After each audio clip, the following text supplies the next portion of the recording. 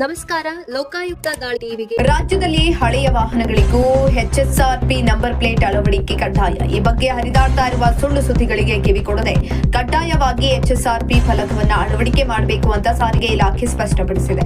ಕೆಲವು ಮಾಧ್ಯಮಗಳಲ್ಲಿ ಹಳೆಯ ವಾಹನಗಳಿಗೆ HSRP ಅಳವಡಿಕೆ ಕಡ್ಡಾಯ ನಿಯಮವನ್ನ ಸಾರಿಗೆ ಇಲಾಖೆ ಹಿಂಪಡೆದಿದೆ. ಹೀಗಾಗಿ ಕಡ್ಡಾಯವಿಲ್ಲ ಎಂಬ ಸುದ್ದಿಗಳು ಹರಿದಾಡಿದ್ದವು.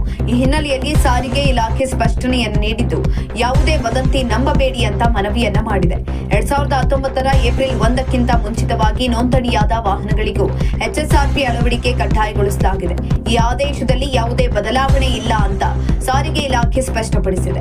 ರಾಜ್ಯದಲ್ಲಿ HSRP ಅಳವಡಿಕೆ ಸಂಬಂಧ ಹೈಕೋರ್ಟ್ ರಿಟ್ ಅರ್ಜಿಯನ್ನು ಸಲ್ಲಿಸಿ ಪ್ರಕರಣ ಇತ್ಯರ್ಥಪಡಿಸುವಂತೆ ಏಕಸದಸ್ಯ ಪೀಠಕ್ಕೆ ವರ್ಗಾವಣೆಯನ್ನ ಮಾಡಿದೆ.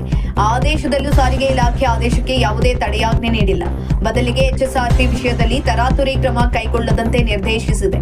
ತಡೆಯಾಜ್ಞೆ ನೀಡಿದ ಹಿನ್ನೆಲೆಯಲ್ಲಿ HSRP ಅಳವಡಿಕೆ ಕಡ್ಡಾಯ ನಿಯಮ ಮುಂದುವರೆದಿದೆ ಅಂತ ಸಾರಿಗೆ ಇಲಾಖೆ ಪ್ರಕಟಣೆ ಮೂಲಕ ಸ್ಪಷ್ಟಪಡಿಸಿದೆ.